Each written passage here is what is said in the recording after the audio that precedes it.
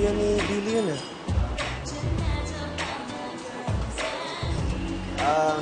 Excuse me. Excuse me. Kaya pala. Magandang araw, mga cousin. Yeah. Kasing gwapo ko. kuya, anong ginagawa mo dito? Kuya? I love it! Ay! Uy, uy, uy, uy! Uy! Asin! Miss kita! Laki naman ng katawan, oh! Ah! Ay, ang favorite. Apir ba yan? Ay, yes! Oh, yakap na lang. Ang buba mo naman talaga, Mr. Newman. Bakit? Kuya, anong ginagawa mo dito? Bakit? Sir, pasensya.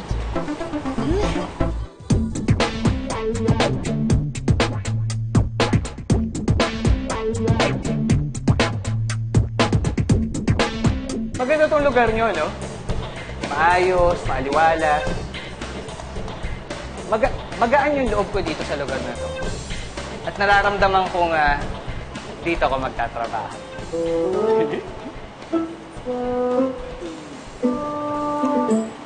Kuya, utang na loob. Pwede ba umuwi ka na lang? Nakakahiya na eh. Sige na, para sa akin. Eh, para sa akin na lang.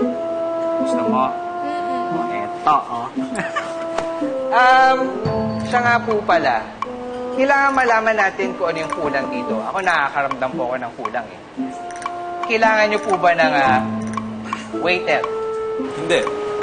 Ng chef? Hindi rin. Ng barista? Hindi. Accountant o engineer? Hindi rin. Kasi lahat po yan alam ko eh. Magaling po ko dyan. Ika nga, jack of all trades. Sorry, Kuya Bats. Walang bakante. Sir! Bakit ganun? Sir, kahit bouncer lang!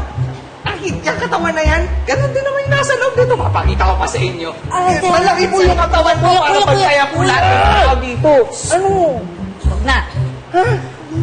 Hindi, parang napakita nila yung katawan. Sir, gusto niyo ako sumayaw?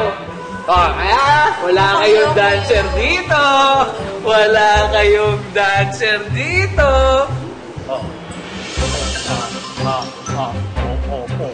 May bubulong ka? Eh, wala ako. Uy, si Batugan. May uutos ka ba?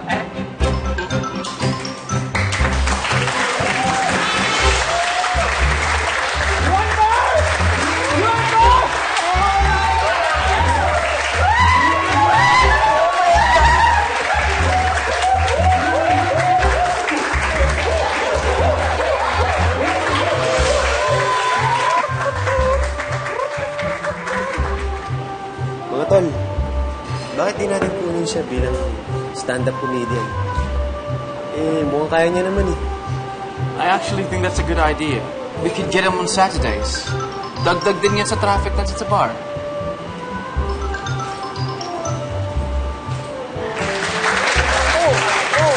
Kuya Bats!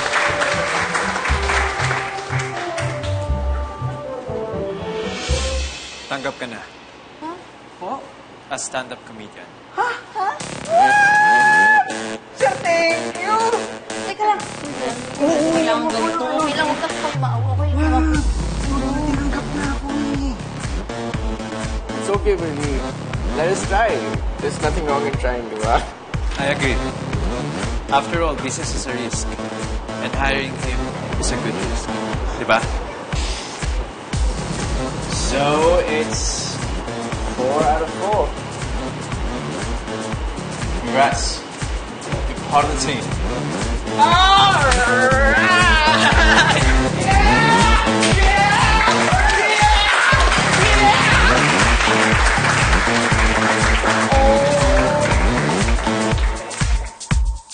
Mga sir, na-appreciate ko talaga yung ginawa niyo para sa kuya ko. Pero hindi niyo naman talaga kailangan gawin yun. Ni sports bar to, hindi to charity. Billy, it's okay. Hindi siya sa sweldo. ng hindi nagtatrabaho. He'd work for it. Just like you. Oo nga, Billy. Tama naman si Ethan. Naghihirapan naman ng kuya mo yung kikitain niya. Oo nga po, kaya lang, baka naman isipin ng ibang staff na masyado ng abusado, di ba? Kasi kinuha niyo na ng trabaho yung kuya ko. Tapos kinuha niyo supplier yung pinsan kong si Mari ko. Kulang na nga lang po, pati mga magulang ko magtrabaho dito. It's okay, Billy. Trust me. Nakakatawa talaga si Bats. It's not just a good gimmick for you, Billy. Even for the bar, it's good, di ba, Johan? Oo. Pero huwag kang maglala. Kung hindi mag-work yung gimmick na yun, tatanggalin namin yung kuya ko. Ganon kasimple. Kung ganun, thank you po.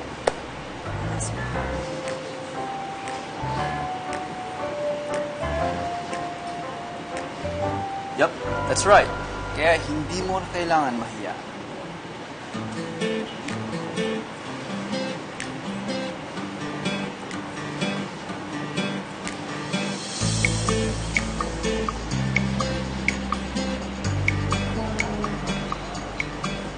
Ganun po, maraming salamat mga sir. And besides, you're already working for me as my tutor, remember?